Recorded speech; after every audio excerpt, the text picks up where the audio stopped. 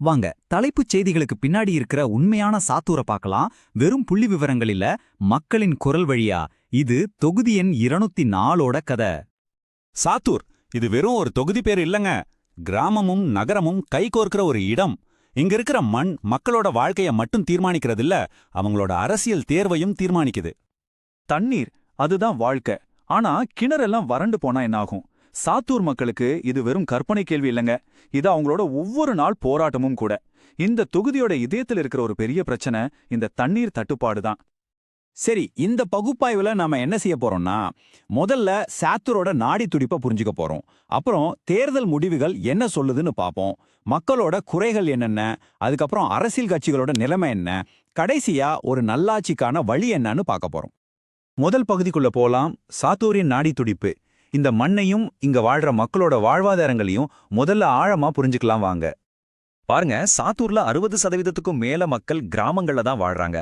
இந்த கிராமம் நகரம் பிரிவு தான் இங்க இருக்கிற அரசியல், பொருளாதாரம் எல்லாத்தையும் தீர்மானிக்குது. இன்னொரு முக்கியமான விஷயம், பட்டியலின மக்கள்ல பெரும்பான்மையானவங்க கிராமப்புறங்கள்ல தான் இருக்காங்க. இங்க விவசாயம் தான் முக்கிய தொழில். பட்டாசு, தீப்பெட்டி தொழிற்சாலைகள் இருந்தாலும் அதுல கிடைக்கிற வேலை நிரந்தரமானது இல்ல. ஆனா இங்க இருக்கிற மிகப்பெரிய சவால் என்ன தெரியுமா? கிட்டத்தட்ட பாதி மக்கள், அதாவது 47% பேர் வேலை செய்யாதவங்க. யோசிச்சு பாருங்க, இந்த வேலையில்லா திண்டாட்டம் ஒரு குடும்பத்தை எந்த அளவுக்கு பாதிக்கும்.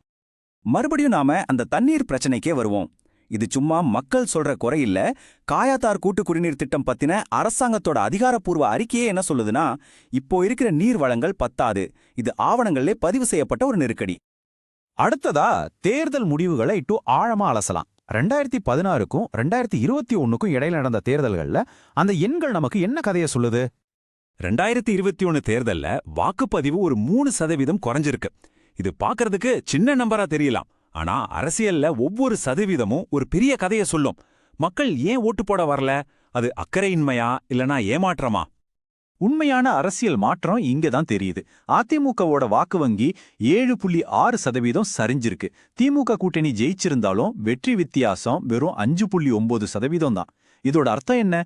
மக்கள் ஒரு மாற்றம் வேணும்னு நினைச்சாலும் யாருக்கும் முழுமையான நம்பிக்கையை கொடுக்க தயாரா இல்ல. இந்த சின்ன வெற்றி வித்தியாசத்துக்கு ஒரு முக்கியமான காரணம் இருக்கு.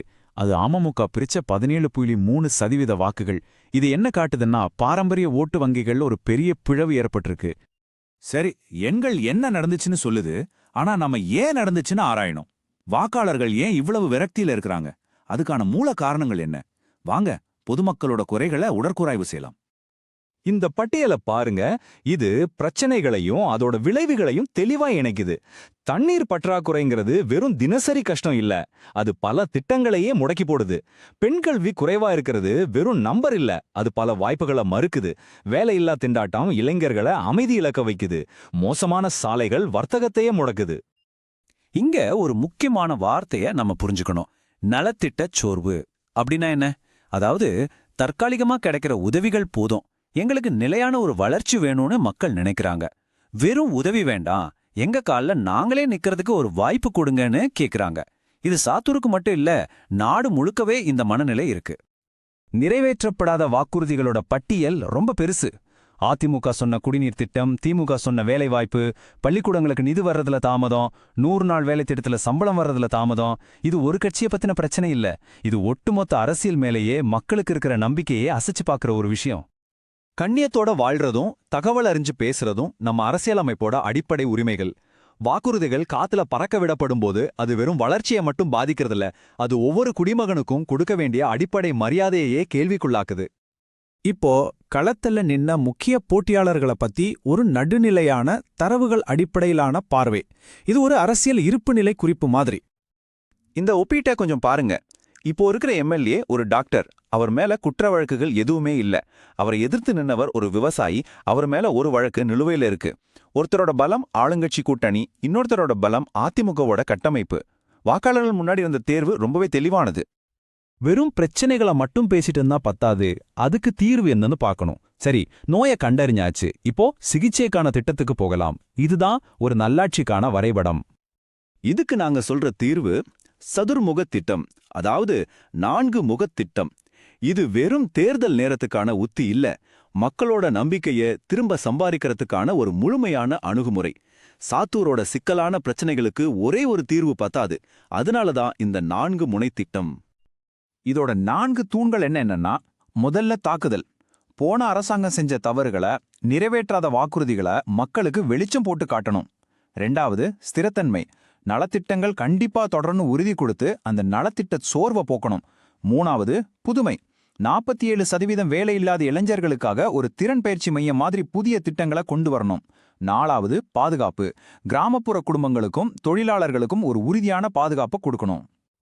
இது வெறும் ஏட்டுச் சுரக்கா இல்ல. இதோ ஒரு 30 நாள்ல செய்யக்கூடிய செயல் திட்டம். குறைகளை கேட்கறதுங்கிறது வெறும் டேட்டா சேகரிக்கிறது இல்ல, நம்ம குரலு கேட்க ஆள் இருக்குன்னு மக்களுக்கு நம்பிக்கை கொடுக்கற விஷயம். இளைஞர் முகாம் நடத்துறது ஒரு நிகழ்ச்சி இல்ல, அவங்க எதிர்காலம் எங்களுக்கு முக்கியம்னு சொல்ற ஒரு செய்தி. குறைதீர்ப்பு மையங்கள் சின்ன பிரச்சனைக்கு கூட தீர்வு இருக்குன்னு நம்பிக்கையை விதைக்கும். இதுதான் நம்பிக்கையை திரும்ப கட்டுறதுக்கான முதல் படி. நாம இப்போ இந்த ஆய்வோட முடிவுக்கு வரோம். இது அரசியலை தாண்டி மக்கள் மைய நிர்வாகத்தை நோக்கிய ஒரு பயணம். பொதுமக்களோட நம்பிக்கையை எப்படி திரும்ப பெறுவதுங்கிற பாதை.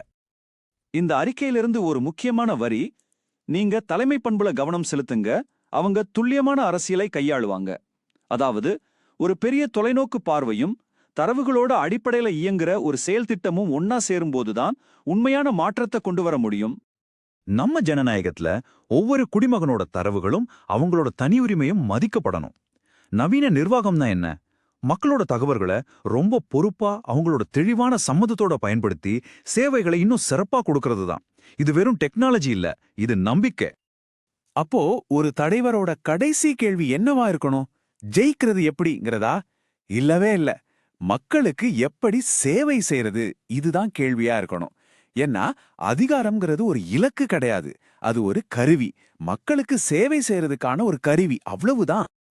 If you want to become a people-centric leader and uplift your constituency, get in touch with blueprintstrategies.ai at mgr@blueprintstrategies.ai or call 080-4204-1602.